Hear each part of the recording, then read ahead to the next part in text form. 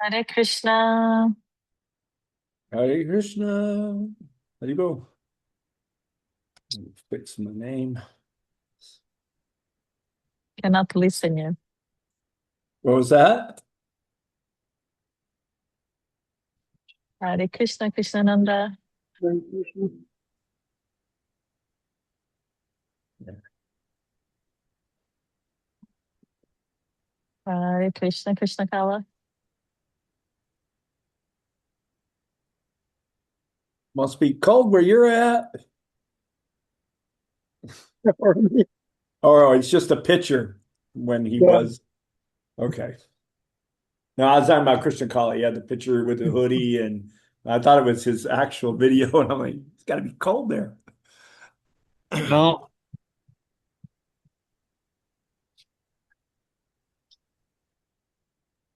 no, it's nice today. I'm Hare actually in Krishna a Bharat. t-shirt. Hi Krishna, good morning everyone. Pranam.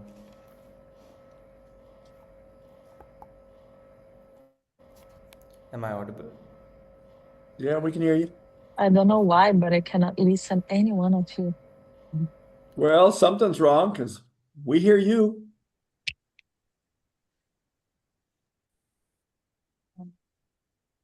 One, two, three. One, two, three. I'll try One, again. two, three. Test. So, well, she can't hear me. Hard to give instructions if she can't hear me. Just a second. I will or let Mangalarti disconnect from audio.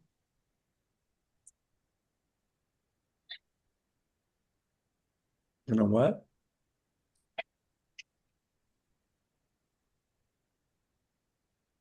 How to So do? normally I can text. Oh, here we go. Chat.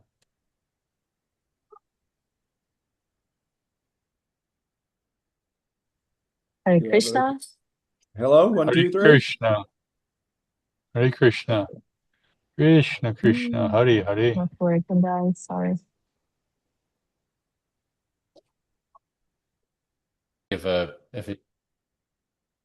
If something flashy happens at the corner of your eye and distracts you, you won't accidentally go to the wrong planet. Um, he said it kind of meant more that whatever whatever remembrance you've cultivated throughout your whole life. So I don't know if anyone could say anything on that. How it's not quite exactly what you're thinking of at the time of death so much as what you've thought of throughout the course of your entire life. I've seen a spiritual master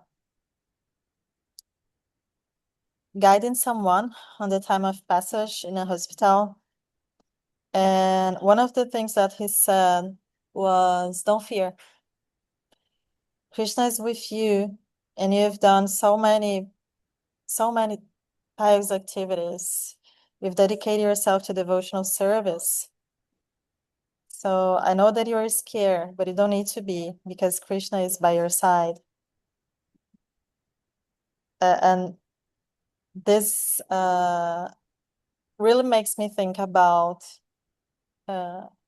this, because we don't know how it's gonna be, right? If you'll be conscious or not, what do you think on the time of passage or not. But yeah, as Banu said, it's not like this or that, right? There is much more on the karma bank account than something so simple.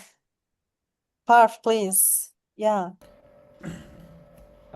Yeah, on this thought, because it's often um, an oft quoted verse, because ultimately the test of your spiritual life is death, and the verse is Ante Narayana Smriti, which is often quoted. But how I've thought about it is similar to how Bhanu Prabhu described um, the culmination of your consciousness cultivation through your entire life is going to be what you manifest at the last moment. in that if sort of like building a reflex action or a muscle, if you build that reflex action over your entire life, if something, let's say it's similar to an action of catching something, just quick reflexes if something's falling, then at the time of your game, if you're a badminton player or something, you are much more easily able to do it in motion. So it's a lifetime in preparation, and then that culminates at the last moment. But somewhere it still feels like it has some, like, my confusion is about whether it means really somewhere remembering Krishna, or at least thinking of being, thinking of Krishna specifically, or being Krishna conscious, and what that means if not thinking of Krishna. Because there's some ambiguity there. Um, Maybe if being Krishna conscious, if let's say that some part of it is surrender to our guru, if we are worried about our service to our guru, who will do it after we're gone, maybe that also counts. But I'm not so sure about that, because the Sanskrit says ante Narayana Smriti, so remembrance of Narayan. But yeah, that's something I'm seeking clarification on.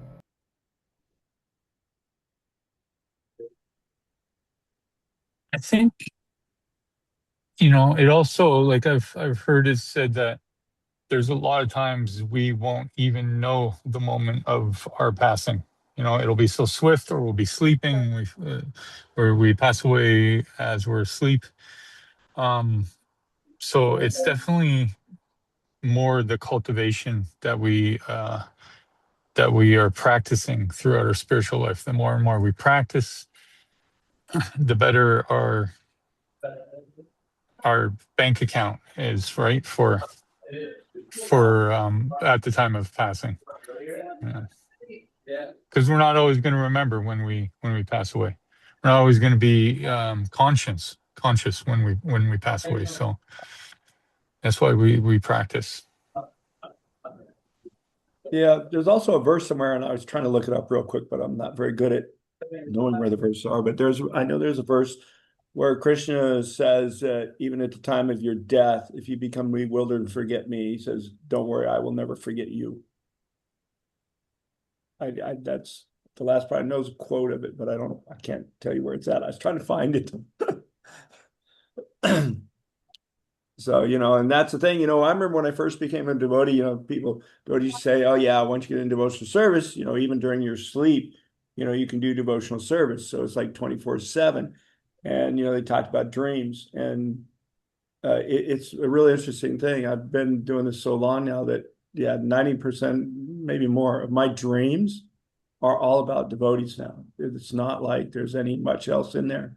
So usually I'm at a festival or something. So yeah, just, because your dreams are generally based upon what happened throughout the day or what you're thinking about. They're usually kind of messed up, but that's just the mind going crazy. But yeah, it's kind of like that. Your dreams, you don't have control of them, but they're definitely a reflection of your consciousness. Yeah, dreams seem like a really nice way to think about it, actually. Thank you. Because people bring up the pastime with like King Parrot all the time, and how at the time of his death he thought of the deer, and then he went off to deer body. But it's not so much that like he lost his footing and slipped into that consciousness. It's like his mind always rested there, and so naturally it just returned to that point. In the same way you're fortunate enough to always dream of devotees, just because that's where you are. That's where you'll return, when you let go.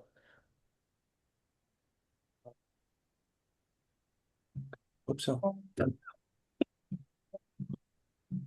One thing that's coming to mind after hearing all of Parth, this is Prabhu, Parth, can you speak up a little bit? Your mic sure. is really low, and I'd really Okay. love to hear what you're saying, but it's difficult. Thank you. I Is thought this that was only me. I'm like this on the computer. Sorry. my bad? Is this better? Okay. Yeah. Yes. Thank Okay. you. Yeah. So one thing that's coming to mind after hearing a lot of these is, I think this verse also gives impetus and momentum to take spiritual life seriously now, because like what just 15 minutes ago I saw some quotation from or some description of Prabhupada's instruction, and him chastising this notion that spiritual life is for old people, because he says, what is old people? Old is just close to death, and you don't know when death will come. So therefore it's a foolish notion. This is, he says, manda matir, it's foolish knowledge or foolish intelligence, because you don't know when death will come. So to say I will do it when I'm old is an oxymoron, or it's just a contradiction. You're not able to know when death will come. So given that so much depends on, so much of where you will go after this depends on the consciousness you cultivate throughout your lifetime, that gives you motivation to take the practice seriously. I think that's what I'll take back from this. Yeah, so the advantage to old age is that we've had a few brushes with death if we've got this far, and we've seen our friends disappear quickly and unexpectedly. That's a hard thing, I think, when you're young, because all your friends are alive and vibrant and doing well. But I've had my own close brushes with death, and many of my friends have disappeared. So if you get to old age, it's easier to take it a little more seriously, and hopefully, because you're very young, hopefully if you make it to my age and you've been practicing all this long, that's the cool thing is we get time in. We're lucky enough to be here long enough. It definitely starts encompassing your life much easier. There's a lot of talk too about how, our progress isn't ever lost. If we do die, before we complete this work, we'll just start again. We'll pick up right where we left off. But what that also means is like this task, it'll be there until we actually do it. Like like surrendering to Krishna and this whole, practice of bhakti yoga, it's it's totally stable and until we start to actually work on it. Um, it's like if you have like a big mess in the corner of the room, you think like I'll do it tomorrow, I'll do it tomorrow, I'll do it tomorrow. It'll always be there until we clean it up. It'll never go anywhere. And I mean, with the view of transcendentalists, even if you die and take birth again, that same exact pile of garbage, it'll still be right over there in the corner in the next room, so it'll it's the same exact job now as it will be in the next birth. It's the same struggle, that we can take care of today or tomorrow or 10 years from now or 10 births. It's just gonna stay there always. Yeah. Yeah, another problem. Go ahead. No, please go ahead. The only thing I say, the other problem is, we say, oh, go, I don't have to worry about it. I get to take off where I left off. That's in your spiritual life. Doesn't tell you what material body you're going to get to be able to do that. And I can guarantee you there's some devotees that have some pretty horrific circumstances. They're devotees, but their bodies are not fun to be in. When we're healthy and, I can use my daughter as an example. Nice devotee, but man, her daily suffering is amazing. So don't think just because you're going to get to take off, you're going to get a wonderful, nice body. You might get one that, will, in one sense, maybe help you surrender a little faster if you could stay focused. But yeah, don't become complacent. I was thinking that I've done many first aids course because I used to work as a flight attendant before. And every year we need to do a training, one of them, right? A full. And one of the requirements was to be able to perform a CPR if necessary. And in fact, that you really don't know if you'll be able to do it because you never know, right?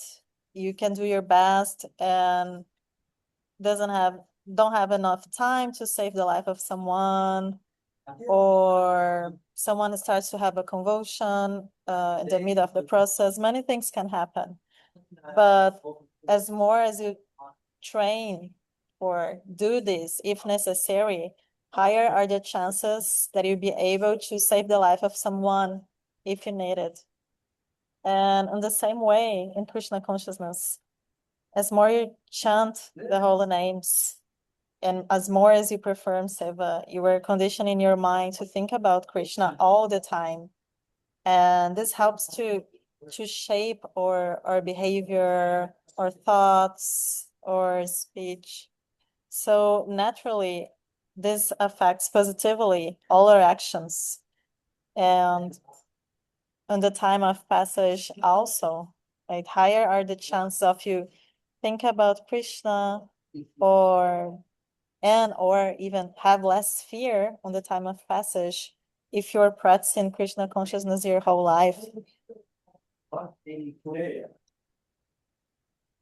Yeah, it's actually in this verse we just read, where it describes it.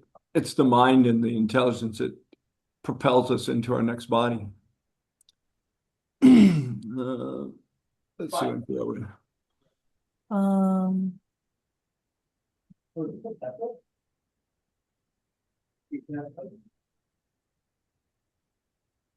it was in here. Yeah, so it says, whatever it may be, for one has always caused that state of being. So that's what he's saying, that the state in which you pass, you're the cause of that state of being. And that's what propels us into these next bodies. All right, so let's see. I couldn't find here. So if you go down, you're almost down there. What he's saying is, at the end of time, one who departs, remembering me alone, while releasing the body, goes to my state of being. Of this there is no doubt. Indeed, one surely attains the very state that one remembers while quitting the body. So in this context, he's saying, yes, if you remember me, but the actual text here, what I'm saying, one surely attains the very state that one remembers while quitting the body, whatever it may be. For one has always caused that state. So he's basically saying you always attain the state. We cause that state of being. Whatever that state of being is, when we part, that's where we're going. So if we remember Krishna, or we've created that state of being, that's how we get there. Because it is the mind that propels us into our next body. Well, it's a subtle body, the mind, the intelligence, and the ego. Those are what propel us into our next body. Of course, one has conquered that, and he remembers Krishna, then he's created that state of being, and that's how you get that next body. But it's up to us, he says, to do this.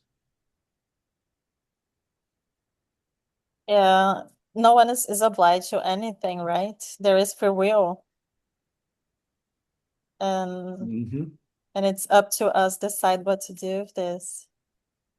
Yeah, and here even says it's not easy. He says, therefore, at all times remember me and fight. So this is not easy, right? As I said, you got to fight with reason and mind.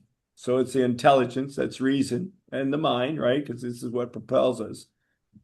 Repeat. With reason and mind focused on me, then undoubtedly you'll come to me alone. So that's the crux to the whole thing.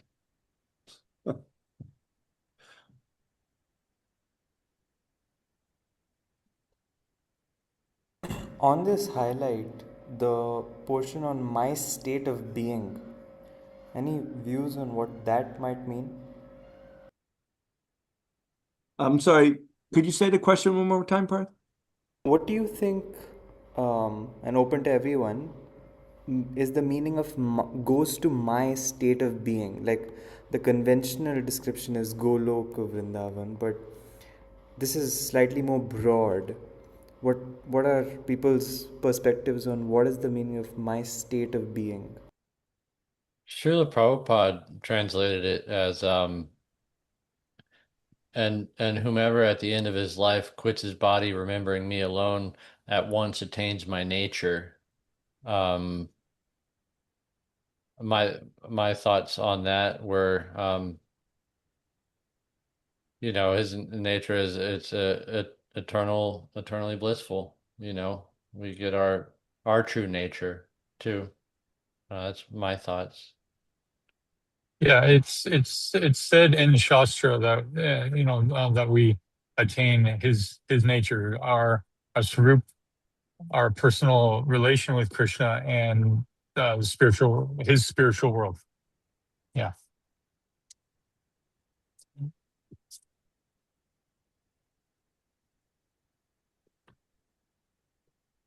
Right, because um, I've always had a little bit of a trouble, thinking of Goloka Vrindavan just in terms of, a cow land, like what if someone is, and I asked this in the last meeting I had with Hridayan Maharaj, it's on YouTube. But I was like, what if someone has grown up in the Arctic and has never known a cow? How alienating it would be for them to go to a place full of cows and just an alien topography that looks nothing like their entire life. um, and he said, well, cows just represent, oh excuse me, this was not explicitly a discussion I had with Hridayan Maharaj, but another devotee. But his perspective, another scholarly devotee, he said that cows represented wealth. And so if that's what cows represented at the time of Krishna. So if Krishna was born in the Middle East, he would be a camel boy or a camel herder, or in the steppes of Central Asia, he would be a horse herder, because that's what wealth of those areas represented. So my nature, there's two things on that. One is, what would it mean? um, one way is, it's sort of like a slippery slope for like an impersonalist view, in that Satchit and Anand, eternal, full of bliss, full of knowledge. One might say that that's just infinite consciousness, Brahman, etc. So, any views on that? And second, what do you guys think Golok looks like for different people? There's Well, Yeah. oh, Go ahead, guys. who I wants to go? was I was reminded of that pastime in Chaitanya Charitamrita, where I think, what was it? Lord Nityananda had given Lord Chaitanya poor directions or something, and he came by boat, um, and he saw Advaitacharya on the shore, and he yelled like, "What are you doing here?" Because he knew where Advaitacharya was. He said, "What are you doing here?" He thought he was in Vrindavan, and Advaitacharya shouted back, "Wherever you are, that's Vrindavan." You know. Um, so I think it's just it's that inconceivable nature that's simultaneously one and different. Like on the one hand, Golok Vrindavan is a real place, and it's got its fixed qualities, but on the other hand, everywhere we associate with Vaishnavas and hear about Krishna, it's not any different. It's not any different at all than that place, just like Advaitacharya said. I think it also helps to remember that that is our eternal nature. We have chosen to leave Goloka Vrindavan, so it is what it is, and we're in the material world, and the material world is huge, and there could be weird whales on different planets. There's planets, where the water is different has different properties. But our eternal nature is in Goloka Vrindavan, and Goloka Vrindavan is what it is, and we're just so separated from it. We have um, all these other way to see things, and what the material world is not. It's a reflection of the spiritual world, but the cows are there, and people who are in the Arctic have just had so many continuous births and deaths and cycles of samsara, and that's all they know materially, because they've forgotten spiritually what true nature is, and in the spiritual world. I think the other problem is you're trying to understand it from a material point of view. In other words, our bodies are limited to what we can understand, unfortunately. But like you said, we're Sat Chit Ananda, right? So we have Chit. We actually have all the knowledge. Unfortunately, we were stupid enough to take on these bodies. So we have some filters that don't help us understand. It's also said that as we become more Krishna conscious, our knowledge will expand, our understanding Krishna will expand. And at some point, you'll understand exactly what your relationship is with Krishna. But in the beginning here, it's just very difficult for us to even conceive who, when you're first devotee, just trying to understand who Krishna is, that he's actually a person and we can have a relationship. That's like the beginning steps. But there's a lot there, and just keep studying. And like I said, I think once we're released to these bodies, there'll be a lot of things we're going to go like, oh, as it comes back.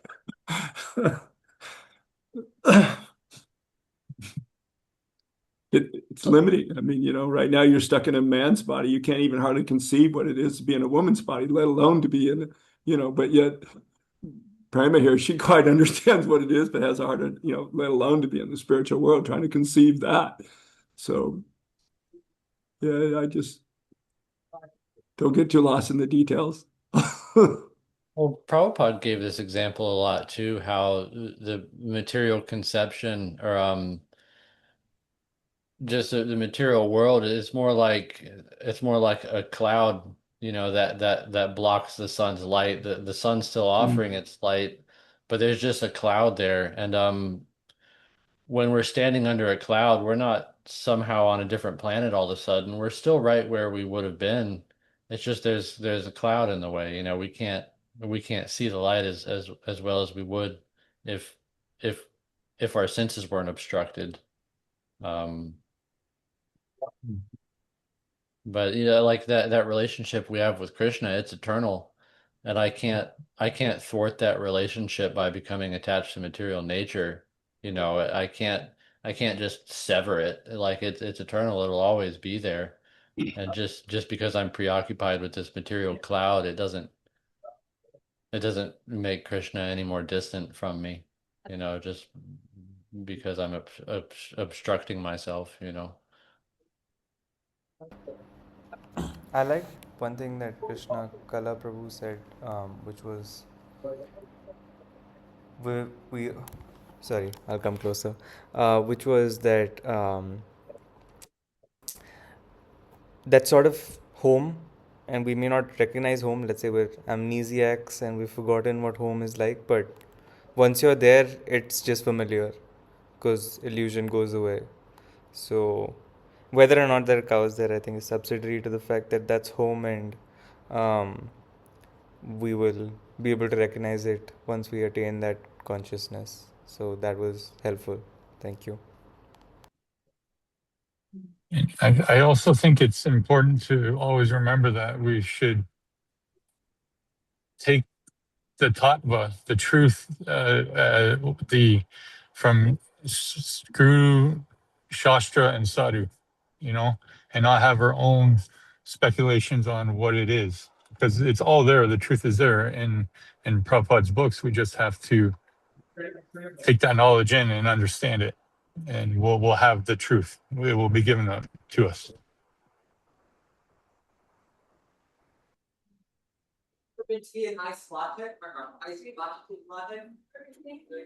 I will share here the screen so we can continue the reading. Krishna Mananandina, welcome.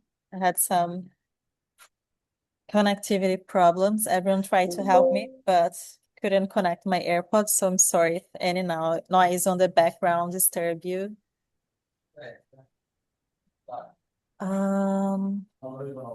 With unwavering mind, linked by disciplined yoga, one reaches the supreme divine person, always thinking of him, sorry. One should remember him as the ancient seer and constant ruler, smaller than the smallest, the creator of all, with inconceivable form, lustrous like the sun, beyond darkness. At the time of passing, filled with devotion and yogic power, mind unmoving, fixing the life air between the eyebrows, one reaches that supreme divine person.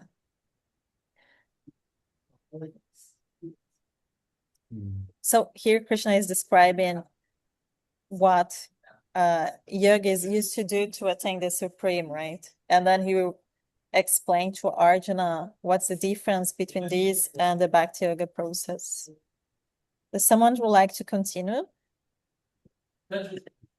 I'll read. Thank you. I shall now briefly describe to you that which knowers of the Vedas call the unperishing place, into which passion-free aesthetics enter, desiring which they follow chaste practices, restraining all bodily gates, and fixing mind and heart, and placing life air at head's top. One stands on the yoga platform, sounding the absolute as a single syllable Om, and steadily remembering me.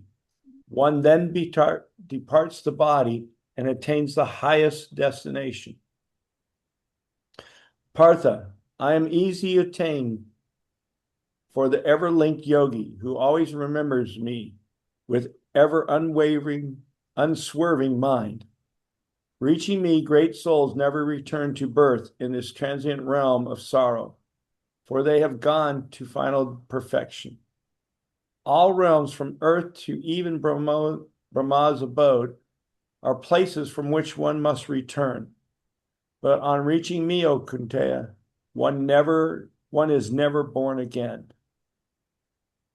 Those that rightly know day and night know the Brahma's day endures for 1,000 ages, as does his night. At day's coming, all manifest beings emerge from what is called the unmanifest. And on night's coming, they are reabsorbed right there into the unmanifest, repeatedly coming into being, Partha. This very collection of creatures is helplessly reabsorbed at night and again goes forth at day. Yeah, this is the breath of Brahma, the manifestation in the unmanifest when he breathes back in and we all go away. And that is a long time. What a way to describe it, too. A transient realm of sorrow. Just like that's Krishna just putting a pin right in, like, what is this place? Well, it's not great. No, but yeah, that language, transient realm of sorrow.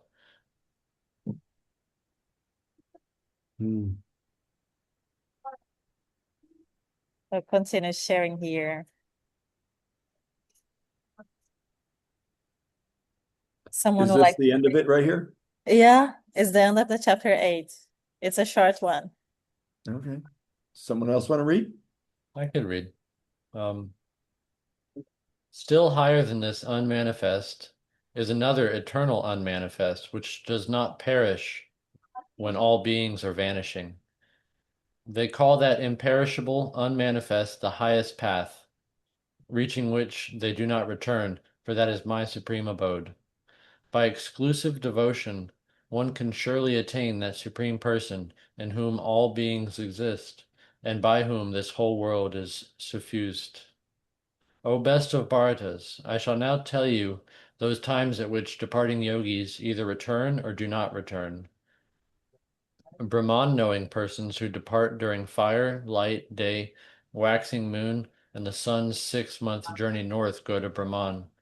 But that yogi returns who departs during smoke, night, waning moon, and the sun's 6-month journey south, reaching moon's light. Now these light and dark passages from the world are considered perpetual. By one path one does not return, and by the other one does. Knowing these two paths, Partha, a yogi is never baffled, and thus always linked in yoga, Arjuna. Be thus always linked in yoga, Arjuna. A yogi, knowing all this, surpasses whatever auspicious fruit is indicated in the Vedas, in sacrifices, in penances, and also in charities, and comes to the supreme original status. This kind of confuses me a little bit because Krishna gives us explicit instructions to just forget about all this other stuff, surrender unto me, do devotional service, be super blissful. It's really easy. And then here he gives like detailed schedule to leave the body, you know? So it seems kind of contradictory. And I know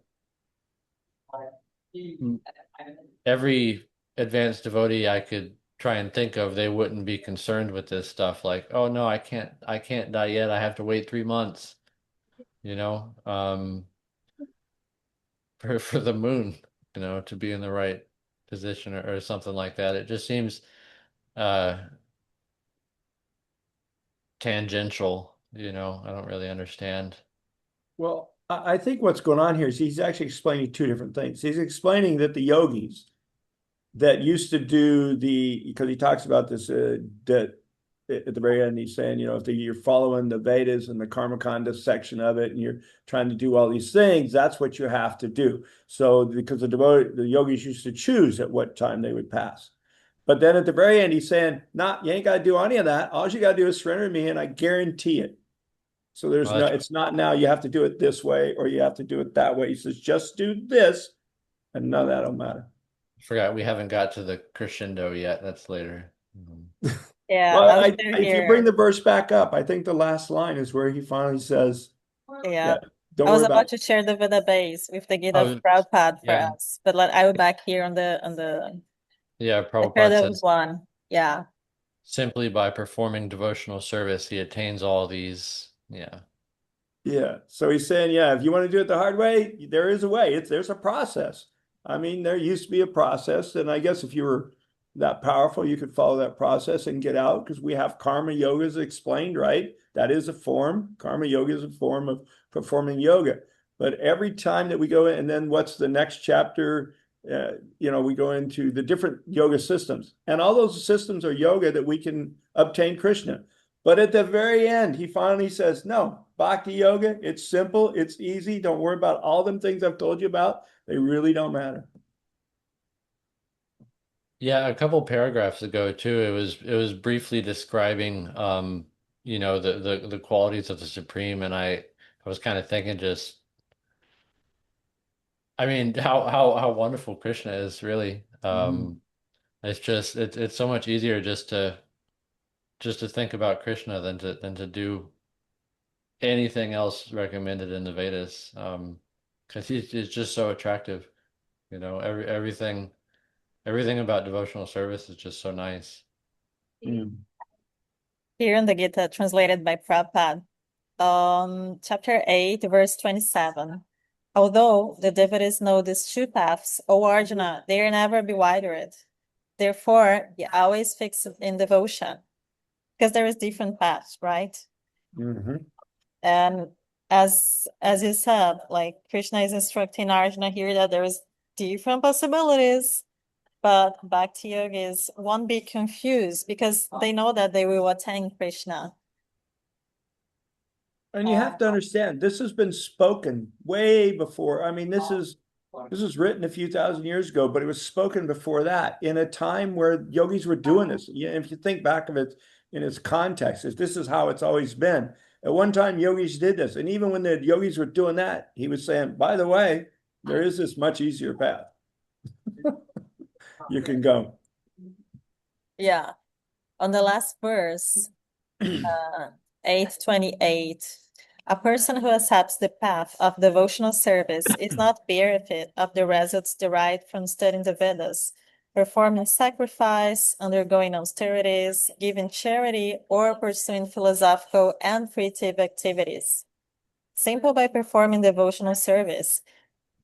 But one attains all this, and at the end, he reaches the supreme eternal abode. This verse is the summation of the 7th and 8th chapters, which particularly deal with Krishna consciousness and devotional service. One who has studied the Vedas under the guidance of the spiritual master and undergo many austerities and penance while living under his care. And then it's a long purport, so I won't read everything, but just to compare, just to bring something else. The devotees get the results instantly too. Like there's nothing really waiting for you in the next life that you don't have access to already. Like we could serve the devotees now. We could chant Hare Krishna now. You know, we could try to love Krishna now. It's not going to be any easier necessarily if we leave our body at the right quarter of the year or something like that next life, and we won't be given access to anything that we don't already have access to right now. Like like if I can't serve Krishna now, then you know, a whole nother life, that's not going to help me at all. Like I have everything I need to try already. Indeed, Krishna consciousness is very practical, right? You don't need to perform only in specific days and avoid this and that time. No, you can practice Krishna consciousness everywhere, everywhere. It's very democratical. It's much more simple than any other yogic paths and processes. It's a big shortcut too, because as soon as you practice devotional service, you're already there. Like you made it. That's the finish line. True. My spiritual master used to say that in Krishna consciousness, it's you can compare Krishna consciousness to a building. So if you want to go to the top of the building, you can go using the stairs or a lift. And with Krishna consciousness, you just get a lift. You attend the top of the building, doesn't matter by lift or stairs, but if you get a lift, you'll be there in a short period of time because you go direct to the source, that is the supreme. Express elevator. 108 highway. It seems even better though than an elevator, because the contents of the top floor of that building, it comes down to meet you. You know, so the elevator door is open and it's all the people are right there. They brought all the facilities, they brought all the enjoyments, you know, the party's in the elevator. True. Yeah. Thanks to Chaitanya Mahaprabhu, right? Yeah. To spread the holy names. We have this mercy, and we are all here now discussing the Gita and reading all these instructions. Yeah, I was trying to explain to my friends this weekend what it is to be in a group of 800 people chanting the holy names of God for hours. It's hard to explain. It really is. It's hard to explain, right? What is devotional service? How is the process of Bhakti Yoga? It's difficult, but also it's so simple. It's so simple. It's so logical. But I'm curious now, how you explain to your friend? Well, that was the part I was trying to explain it to him, and I'm just like, and well, there's this one guy who we were having a conversation. He's actually a chaplain with Lewis County here. We had an event this weekend, And in fact, he now has the Bhagavad-gita and this book that we're discussing right now. But there were a few others there with it. And I explained it to them in a sense. It's like them being at church, because a lot of them go to church, and when they're sitting down doing the hymns, they feel closer to God. I said, but we're actually chanting the name of God over and over, nothing else, not praise to him, just that. And it's just a consciousness that you get into, and it's a wonderful place to be. Because I've shown him pictures of the temple opening where we had 700 people there, and next week, man, we had 800 people there, and they're like, because they only know me, so they don't understand the scope of what ISKCON is, and how its size, and they just know me. I'm in a little removed place. So you're having the great chance of share Krishna consciousness with someone. This is amazing. Yeah, most of them have not a clue. When I say, you ever heard of Hare Krishna? About 99% of the people around here are like, nope, don't have a clue. What Which was is it good. Prabhupada said? It's simple for the simple, right?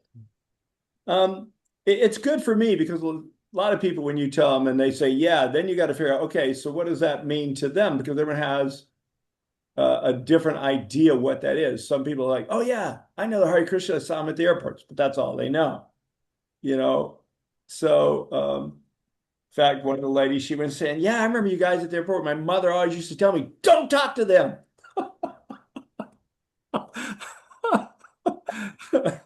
So, when you say, Hare Krishna, what does that mean? It's very, so for me, sometimes it's much easier if they know nothing.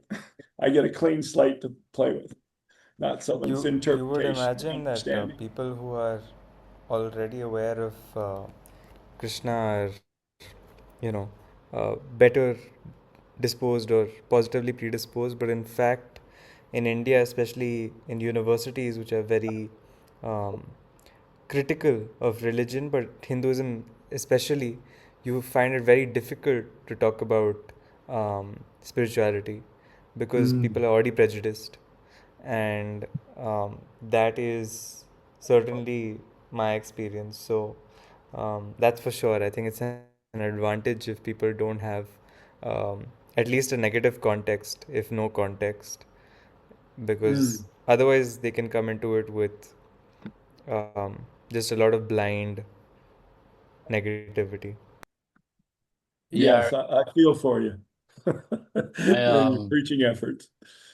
I met the devotees at the University of Florida, and I was working there for a while, and there's a huge Indian population at the UF. And I'm always going to remember one of my coworkers, he found out that I was hanging out with the devotees a lot. I was staying at Krishna House and just kind of doing the program. And he said something like, You're worshiping Krishna, but he's such a rascal." Something, and it was just like, and he meant it too, like his whole upbringing, like don't talk to those people in the airport, don't get in that van. His whole mind was like, that guy's up to no good, that Krishna.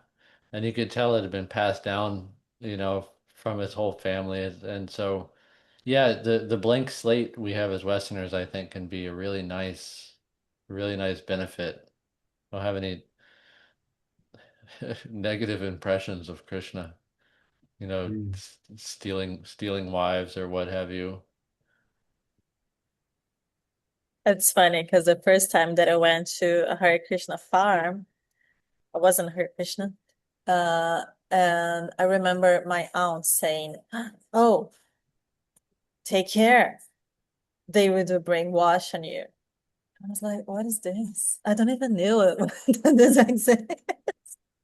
And as the years are passing by, and I became devotee, and every time that I share something like a part in the community or some courses or what one should say how I improved my life, how I grow up because of Krishna consciousness, in a way that how I expanded my vision of word, and how this helped to shape my character, my personality in a good sense.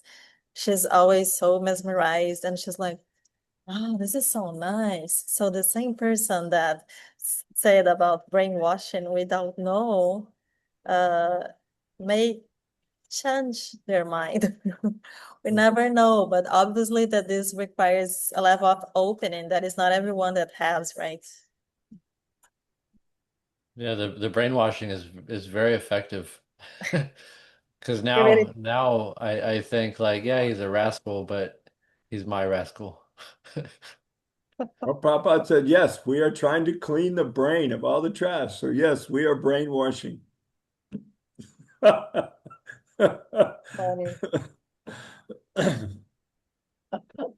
Or please share. In fact, it's a question which is on, it's come up on nearly every verse. Ever linked yoga or linked in yoga? Maybe you guys have discussed this before, but could anyone explain what linked in yoga means? Well, yoga means to link or to yoke. That's the actual meaning of what yoga is. It's to link. So that's what he's talking about. Linked yoga, the process of linking is yoga. Linking what? To what? Linking us to the Supreme, our link back to Krishna. How do we yoke? How do we yoke yoga and yoke, right? How do we yoke the two oxen together? We're trying to yoke ourselves to Krishna. Yes, it's the union. We discussed this in a previous chapter, and the root of the word yoga is huge. That means union. So exactly like Mangalarti said, like to unite everyone, everything all together.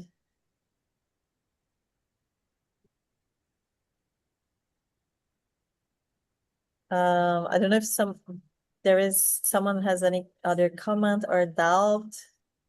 You're approaching the end of our meeting, unfortunately. I was just looking at the actual Sanskrit there and trying to find other verses. This yukta, yoga yukta, and it's always just used to mean engaged in. So it says LinkedIn yoga, but I think literally it just means engaged in yoga.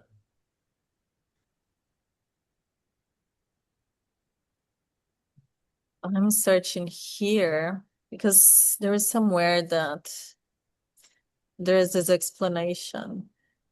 Well, again, so if we karma yoga, how do you link? You can link through karma. You can link back to Krishna. Bhakti yoga, you can link to Krishna by bhakti. Jnana yoga, you can link to Krishna through, understanding and speculation.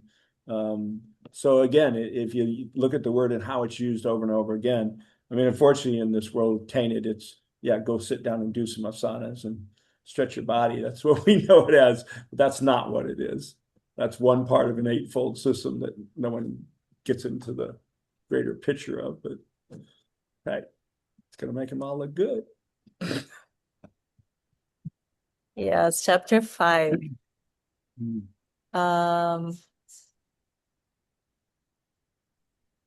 Here, Arjuna takes yoga to be spiritual action, incompatible with giving up action. And along the chapter 5, it is quoted like this: linked in yoga, a purified self who conquers self and senses, a self being the self of all beings. Here on the 11th, linked in yoga, giving up action's fruit, one achieves enduring peace. Unlinked, clinging to the fruit, one is bound by selfish action. And oops, on the end here, before giving up the body, one who is able to tolerate in this very life the urge born of lust and anger is a happy person linked in yoga. So this concept of linked, it's more explained on the chapter 5. on the YouTube channel of Krishna West Vancouver, there is a recording of the previous meetings. And also there is the explanation in some parts of the comprehensive guide.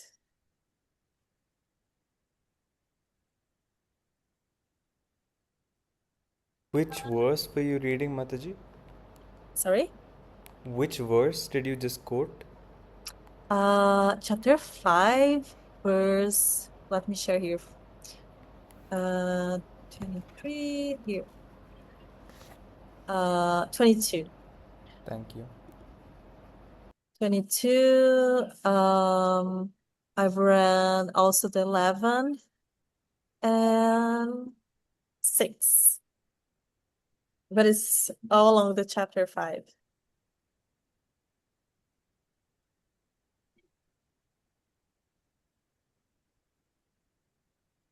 All right, folks. I think that's it. Thank you all for coming. Thank you all for sharing your comments, your doubts. So if there is anything that maybe you didn't understand well still and in your studies on the next days, please share in the group. We try to help each other, and we'll continue our studies on the next Sunday. So thank you all. Hare Krishna. Hare Krishna. Thank you everyone for your association. Run to couple of people